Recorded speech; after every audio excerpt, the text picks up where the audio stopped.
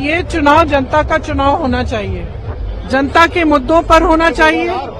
मोदी जी, भाजपा के नेता बेरोजगारी की बात नहीं कर रहे हैं, महंगाई की बात नहीं कर रहे हैं, जो असली समस्याएं किसानों की, महिलाओं की, उनके बारे में बात ही नहीं हो रही है। बात इधर उधर की ध्यान भटकाने के लिए हो रही है। इसलिए मैं जहां भी जाती हूं मैं कहती हूं, ये चुनाव आप अपने लिए लड़िए, आप इस चुनाव को अपने मुद्दों के बारे में बनाइए। ANI को दिए इंटरव्यू में प्रधानमंत्री नरेंद्र मोदी ने कहा था कि किसी को डरने घबराने की जरूरत नहीं है, सब लोग सुरक्षित हैं। अगर तीसरी बार मोदी जी की सरकार बनती है तो वो यथावत उसी तरीके तो उनसे किसी ने पूछा? क्योंकि आप लोग तो पूछते नहीं है। ANI का हाँ, चाहे ANI का हो, चाहे किसी भी चैनल का हो, आप उनसे पूछते नहीं है। आपको उनसे पूछना चाहिए था कि उनके जो नेता हैं हर जगह जाके ये क्यों कह रहे हैं कि संविधान को बदलने वाले हैं। सुनिए, कि आप उनसे पूछिए ना कि संविधान को बदलने वाली बात उन्हीं के नेता क्यों कर रहे हैं, ये बात उभरी कहां से और इस बात का मतलब क्या है। अगर किसी को डरना नहीं चाहिए तो इसका मतलब क्या है, क्योंकि जब संविधान बदलेंगे तो आरक्षण को क्या होगा।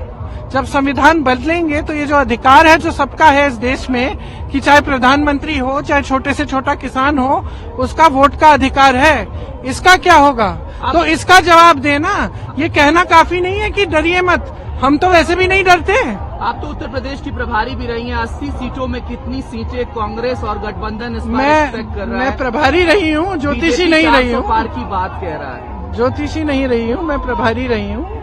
सीटें अच्छी आएंगी, जनता बदलाव चाहती है। मैं राजस्थान गई, उत्तराखंड गई, जनता में कोई रुझान है, थक गए हैं, वो ऐसी राजनीति नहीं चाहते। देख ली उन्होंने 10 सालों से यही घूम घूम के यही बातें हो रही हैं।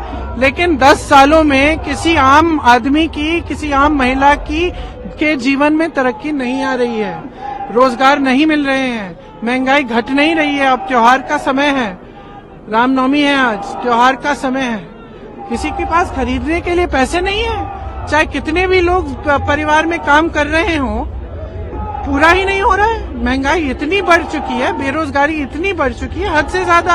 अब इन चीजों के बारे में तो मोदी जी बात नहीं करते। मुझे लग रहा है कि जो मोदी जी के इर्द गिर्द लोग हैं, अब तो बताने ही बंद कर दिए, कट गए हैं वो जनता से, क्योंकि जब बहुत सत्ता हो जाती है तो ये अक्सर होता है। कल सुप्रीम कोर्ट में इलेक्टोरल बॉन्ड पर भी सुनवाई हुई, साथ ही साथ जो वीवीपैट है उसको लेकर के सुनवाई हुई। सुप्रीम कोर्ट ने फिलहाल इस पर सुनवाई का अगला फैसला दे दिया। तो इलेक्टोरल बॉन्ड पर और आज आपने वीवीपैट पर भी सवाल खड़ा किया, ईवीएम्स पर भी आप लोग लगातार क्वेश्चन करते रहते हैं। इस बार के चुनाव को कैसे देखते हैं? देखिए, जैसे मैंने कहा, इस चुनाव को हम देखते हैं जनता के नजरिए से। जनता जागरूक बने, समझे कि उनके साथ क्या हो रहा है। कल मोदी जी ने कहा कि इलेक्टोरल बॉन्ड के जरिए ये पूरा सिस्टम पारदर्शी हो गया है। वाह! तो ये स्कीम किसने निकाली भाई? गुप्त चंदा देने की स्कीम किसने निकाली? मोदी जी ने निकाली। अब सुप्रीम कोर्ट ने कह दिया कि इस गुप्त चीज को आप पारदर्शी करो, जनता के सामने सूची लाओ। पहले तो आपने मना किया कि सूची नहीं मिल रही है, फिर सूची भी सुप्रीम कोर्ट ने कहा कि मिल रही है, नहीं मिल रही है हम नहीं जानते, निकाल के 2 दिन में सूची निकली कि नहीं निकली। उसमें क्या पता चला? उसमें पता चला कि जो कंपनी 180 करोड़ रुपए का काम कर रही है वो आपको 1100 रुपए की चंदा दे रही है। उसमें पता चला कि जिसने गुजरात का पुल बनाया वो भी चंदा दे रहे हैं। उसमें पता चला कि किसी पर आपने छापा मारा, उन्होंने चंदा दे दिया, अचानक उन पे से केस उठ गए।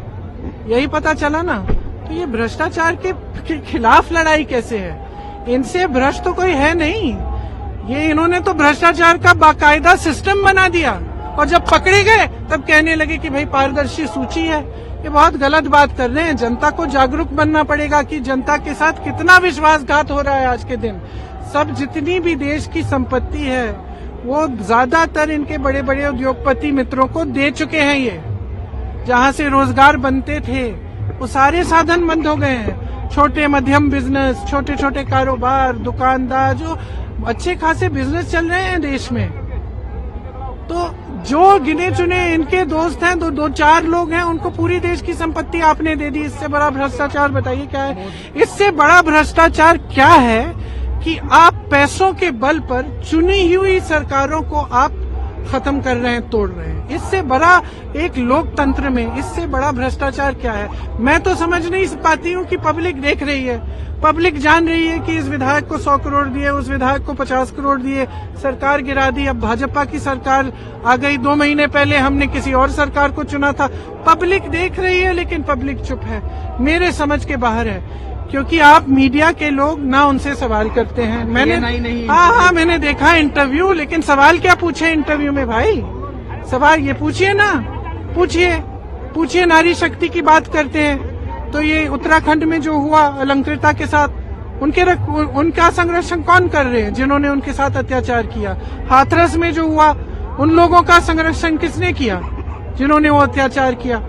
उन नाव में जो हुआ, जो उस लड़की को जलाया, उनका संरक्षण कौन कर रहे हैं? तो इन चीजों का जो आप लोग पूछिए ना, आपका काम है पूछना, आप पूछते नहीं है, हमसे सारे सवाल उठाते हैं।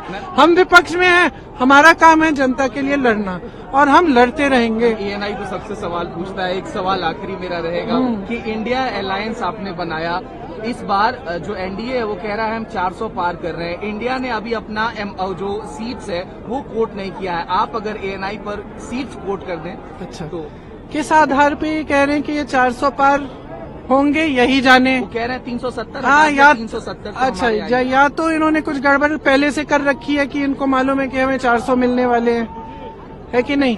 नहीं तो इस तरह ज्योतिषी की तरह कैसे कह सकते हैं कि क्या मिल रहा है? हम इतना कह सकते हैं कि अगर इस देश में आज के दिन ऐसा चुनाव हो जिसमें कोई गड़बड़ी नहीं हो, जिसमें ईवीएम में कोई गड़बड़ी नहीं है, तो मैं दावे के साथ कह सकती हूँ ये 180 से ज्यादा सीट नहीं ले सकते, उससे भी कम लेंगे। Thank you.